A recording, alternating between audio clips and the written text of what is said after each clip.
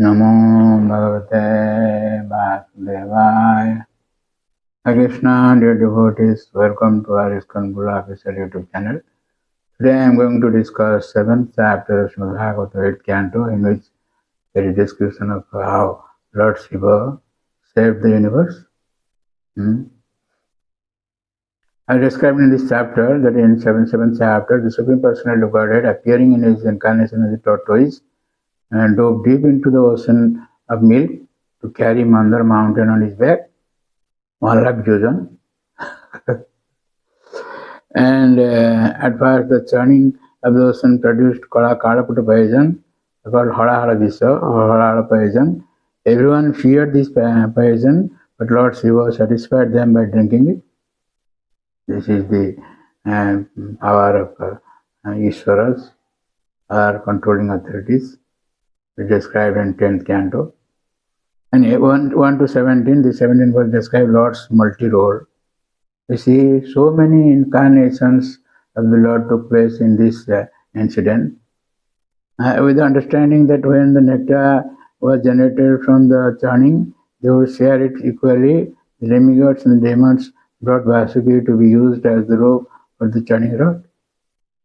It described in verse 3 that tan naichan daityapatayo mahapurushacheshritam na grunimo bayang pucham ahirangam amangalam shraddhaya srudasampanna prakhyada janmakarmavi. The Lord knows the nature of the demons, and he has described it in Bhagavad Gita 18th chapter, Sarvada Vipuritan Vidhisa Parthatamas. Their intelligence is just like opposite, Sarvada Vipuritan. So the Lord went to the front side of the snake along with the demigods. Then demons made objection. What is that? The leaders of the demons thought it unwise to hold the tail, the inauspicious portion of the snake. Instead, they wanted to hold the front, which had been taken by the personality of Godhead and the demigods, because that portion was auspicious and glorious. Thus the demons, on the plea that they were all highly advanced students of Vedic knowledge and were all famous for their birth and activities, protested that they wanted to hold the front of the snake. If the Lord would have gone to the back, then they would object. No, we will be holding the back. So always the opposite their intelligence. And the purport of Bhagavad says, the Daityas must always do the opposite of the demigods. That is their nature.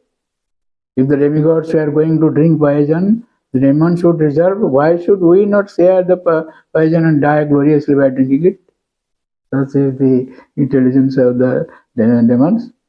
By the expert arrangement of the Supreme Personality of Godhead, the demons held the snake near the mouth, whereas the demigods held the tail of the great snake. Then with great endeavor, they began pulling the snake in both directions, because the churning rod, Mandar mountain, was very heavy and was not held by any support in the water. It sank into the ocean, and in this way the prowess of both the demons and demigods was vanquished. So the Lord saw this. It is stated in verse 8.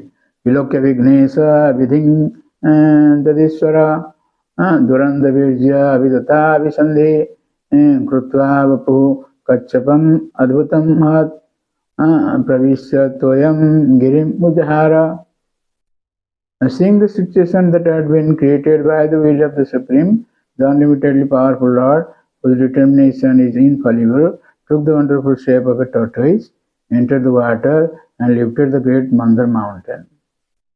This tortoise incarnation is described thrice in the first canto, 3rd chapter, and this chapter also, and also in 12th canto, 12th chapter, or 13th chapter, last chapter. So Sutta Goswami will again describe this tortoise incarnation. So anyway, the Supreme Personality of Godhead then appeared in the form of a tortoise and supported Mandar mountain on his back. Then the churning resumed with great force. So this is the Lord. even this 10,000 jojan, that means 80,000 miles of a long mountain living John in the back of the Lord, and Lord felt very, very, happy, just like one scratches one body like that. That's why Lord slept. 18 to 20 and describes how this poison came out, hada hada poison. As a result of the churning, a huge amount of poison was produced. The Prajapati, seeing no one else to save them, approached Lord Shiva and offered him prayers full of truth. The Lord's incarnation in this Manu's time, that is sixth Manu's time, Chakkisa Manu's time, is Ajita. And the Lord Ajita can do anything. But still then he wanted to give the jasa or the fame to his devotee. That's why he, along with the demigods, approached Lord Shiva. Stated in verse 21, they were offering prayers, 21 to 35, these 15 verses. So, Deva Deva Mahadeva Bhuta Bhutatman Bhutabhavana Trahina Saranapanna Trailokya Dhanad Vishat. The Prajapati said, O greatest of all demigods, Mahadeva, super soul of all living entities and cause of their happiness and prosperity, we have come to the shelter of your lotus feet. Now please save us from this fiery poison which is spreading all over the three worlds. The purport of Prabhupada says, whenever prayers for the protection are offered to Lord Shiva, actually Lord Vishnu is indicated, but otherwise Lord Shiva is meant for destruction.